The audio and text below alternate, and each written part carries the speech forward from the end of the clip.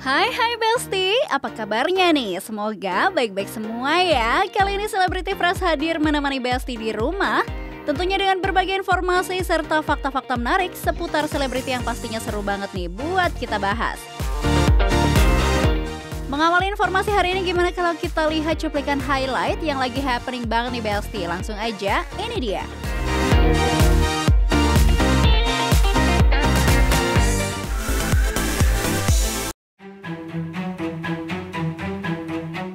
Besti tak terima badannya terlihat sangat berisi ketika berjalan di red carpet Cannes Film Festival 2025 yang diunggah oleh Getty Images. Syahrini akhirnya mengungkapkan kekesalannya nih melalui instastory yang diunggah oleh sang adik Aisyah Rani. Dalam video tersebut, Syahrini mengungkapkan jika dalam foto yang diunggah oleh Getty Images tersebut wajahnya terlihat sebesar rumah nih Besti. Ya ampun, emang ya bener-bener deh princess satu ini. Ngapain ke menara? Ya Allah, bener-bener ya. Kata orang Paris, ngapain? Tapi kan aku nggak setahun sekali juga kesini ke. Jadi harus lah sebenarnya. Menara Eiffel itu lebih indah. Mbak, apakah Mbak akan difoto sama Mbak Getty? Iya, saya akan mengabadikan. Dan langsung dipublish. Bukan saya segede rumah. Nih ya, pemirsa, ini si Mbak Getty ini mukanya nggak gitu tuh, lihat. Tuh. Ini nggak pakai filter, no filter ya. Nih, nih, sini dekat. Mbak Getty itu jehol. Itu Mbak Getty itu Muka di saya, luar. Mbak Getty, kenapa Mbak main posting di Getty? Mbak, lalu muka saya segede rumah. Bahu saya segede perahu. Leher saya segede. Mbak nyaris nggak punya leher. Di tempat Mbak Getty, sumpah. Mbak Getty Images. Jadi kita lagi cerita Getty. Eiffel Mbak- Tower. Mbak But Getty. I tell you the address because we have Mbak Getty. two Lagi cerita. Uh, Kan kayak gini tuh Dani, muka dia kan nggak kenapa-napa. Look, Emang ini nggak pakai filter sama sekali. enggak. Ya kan? Kenapa-napa biasa aja. Biasa aja. Tapi di Cegeti tuh kayaknya mungkin mengandung minyak tanah. Gimana sih Mbak?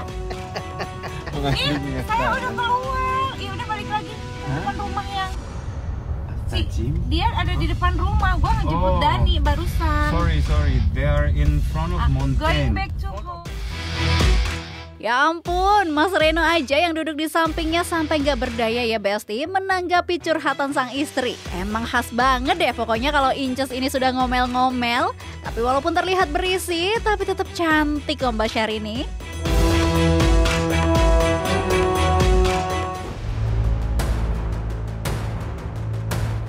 Besti, setelah mengalami kecelakaan mobil di Amerika Serikat pada Januari lalu, akhirnya hasil pemeriksaan MRI Aureli pun sudah keluar. Namun tak seperti yang diharapkan, ternyata hasil MRI tersebut membuat Aureli sedih nih Besti. Dalam video yang ia unggah di sosial medianya, Aureli mengatakan hasil MRI tersebut menunjukkan jika ada dua bagian otaknya yang menyusut karena benturan di dua tempat. Akibat penyusutan otak tersebut, Aureli mengungkapkan jika hal tersebut sangat berpengaruh ke kehidupannya, seperti gangguan pada fokus, memori, dan juga keseimbangan emosinya. Pernah ada yang bilang kalau mau nikah pasti ada aja cobaannya, kalau nggak sebelumnya sesudah. Awalnya aku kira cuma mitos, soalnya sebelum nikah kita nggak pernah ribut, nggak pernah ada masalah, tapi ternyata ya juga ya.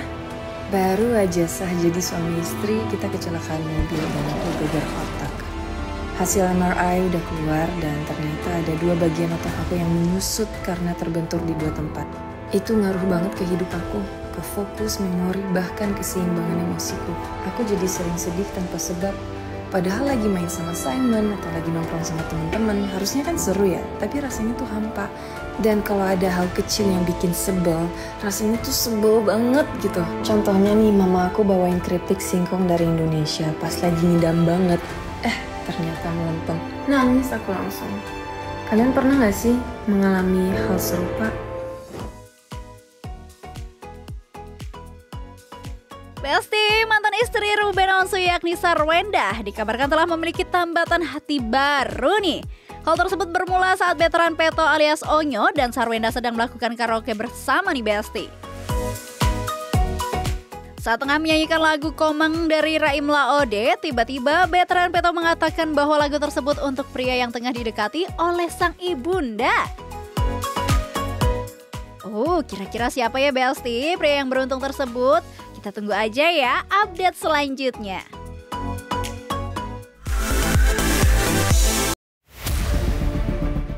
Berikutnya ada informasi dari Arya Saloka yang mengutus dua sahabatnya untuk menjadi saksi dalam sidang perceraiannya.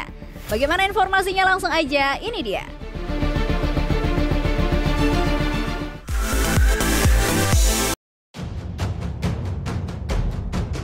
Sidang perceraian antara aktor Arya Saloka dan Putri Anne akhirnya telah memasuki babak baru nih Besti. Persidangan yang digelar di Pengadilan Agama Jakarta Selatan ini telah memasuki agenda pemeriksaan saksi dari kedua belah pihak. Kemarin, sebagai penggugat, Arya Saloka diketahui menghadirkan dua saksi kunci yang merupakan sahabat terdekatnya sejak tahun 2011. Agenda hari ini adalah pembuktian dari Mas Arya Saloka dari penggugat.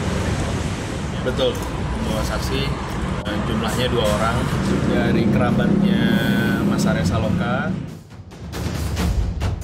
Namun sangat disayangkan nih Besti, di tengah sidang perceraiannya, Arya Saloka lagi-lagi tak terlihat hadir di Pengadilan Agama Jakarta Selatan. Sayang banget ya Besti. Selain menghadirkan saksi, pihak Arya Saloka juga menyebut telah menyerahkan sejumlah bukti tertulis yang dianggap penting untuk mendukung proses perceraiannya. Dengan penyerahan bukti tertulis ini, ternyata menjadi satu bentuk keseriusan Arya Saloka dalam menghadapi proses perceraian dengan Putri Anne. Bukti-bukti yang kami serahkan tadi sudah bukti-bukti terkait dengan bukti tertulis atau bukti-bukti surat, contohnya seperti kartu keluarga, seperti buku nikah, seperti KTP, kartu tanda pengenal anak juga, dan intinya legal standingnya dari pemohon. Ya, Mas Arya Saloka. Kehadiran dua saksi yang merupakan sahabat dari Arya Saloka akhirnya berhasil menjadi sorotan utama dalam sidang perceraiannya kemarin nih Besti. Kedua saksi ini ternyata telah memberikan keterangan mengenai kondisi rumah tangga Arya Saloka dan Putri Anne yang sebenarnya. Diungkap oleh kuasa hukum Arya Saloka, saksi yang dibawa telah menyatakan bahwa hubungan Arya dan Anne sejauh ini masih terus baik-baik saja, meski sempat ada percekcokan di dalamnya. Namun Arya dan Anne akhirnya sepakat untuk memperbaiki komunikasi mereka hanya demi putra sematawayangnya. Ya, pertanyaan tadi ada yang diajukan, fokusnya banyak ke rumah tangga, ya artinya bagaimana Mas Arya Saloka hubungannya dengan Mbak Putri Anne hari ini. Kedua saksi menyampaikan hubungannya sangat baik-baik saja, berhubungan baik demi kepentingan anak, yang sebelumnya memang artinya ya seperti yang kami sampaikan sebelumnya telah sempat ada percekcokan dalam rumah tangga, tapi akhirnya memutuskan secara baik-baik untuk berpisah secara baik-baik juga. Karena mereka sudah memahami bahwa memang jalannya sudah berbeda, maka ini mungkin keputusan terbaik saat ini dari masing-masing pihak, dan juga demi kepentingan Ibrahim Jalarumi dalam pengembangannya juga harapannya bisa berkembang karena di bawah asuh dari Mbak Putri Anne. Jadi memang Mas Arya memberikan ruang seluas-luasnya Mbak Putri Anne untuk mendapatkan hak asuh tersebut. Layaknya seorang sahabat, tentu saja keduanya merasa sedih dengan perpisahan yang menimpa Arya Saloka nih Besti. Apalagi keduanya merupakan sahabat yang sudah dianggap keluarga oleh Arya sendiri. Bahkan kedua sahabatnya juga tahu betul tentang perjalanan cinta Arya Saloka dan Putri Anne, mulai dari berpacaran hingga menjalani rumah tangga. Gimana nggak sedih ya Besti? Dari zaman pacaran ditemani, pas akad nikah ditemani, sekarang proses perceraiannya juga ditemani. Benar-benar saksi hidup perjalanan Arya Saloka banget ya Besti. Iya, karena saya satu-satunya orang yang nemenin dia akad nikah. Bisa tinggi banget ini. Naikin aja sob. Jadi lagi sob. Saya yang nemenin akad nikah, terus sekarang saya yang juga untuk setelah istri lah. Di dalam ya tanya gimana hubungannya apa sama Arya gitu kan. Ya saya teman, terus ya ceritain lah gimana prosesnya sampai menikah sampai akhirnya ya sekarang ini. Kedua Kedua saksi ini juga mengaku bahwa Arya sempat mengalami perubahan dalam dirinya nih Besti. Yang biasanya dia selalu ceria, tapi sejak adanya permasalahan dalam rumah tangganya, ternyata Arya cenderung memilih banyak diam, bahkan lebih tertutup nih buat ceritakan tentang perkara rumah tangganya. Dulu sih yang saya tahu memang pengen nyesan gitu orangnya, ketika dia memang ada problem di rumah tangganya dia, jadi ya lebih banyak diamnya gitu, lebih banyak diamnya, tapi lebih banyak ibadahnya. Ya sebenarnya dia kalau dulu tuh lebih ke urusan rumah tangga sih, tapi kalau sama kayak yang lain-lain biasa aja gitu, rame-rame aja. Cuma kalau disinggung soal rumah tangga aja dia pasti akan lebih tinggi. Tuh kan, mereka benar-benar hafal betul sama sikapnya Arya ya Besti. Oh baiklah, semoga keputusan ini menjadi sebuah keputusan yang tepat untuk Arya dan Mbak Anne ya. Berikutnya ada informasi dari posan Tobing nih Besti, yang nampaknya perseteruannya dengan band Kotak kembali memanas. Waduh, gimana informasinya, langsung aja, ini dia.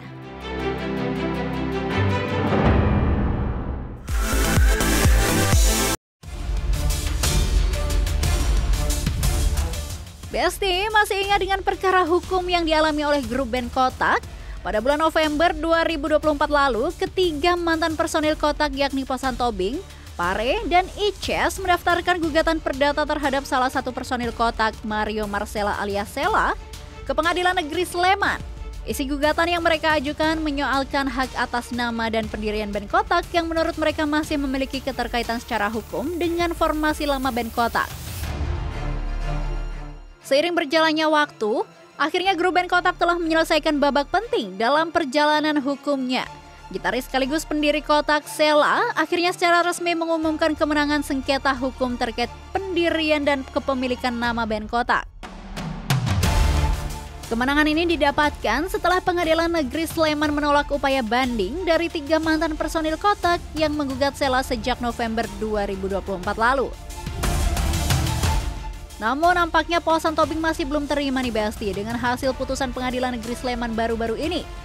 Bahkan posan dan kuasa hukumnya menyebut bahwa Sela telah mengingkari janji dan tidak berkomitmen dengan apa yang ditulis dalam surat perjanjiannya.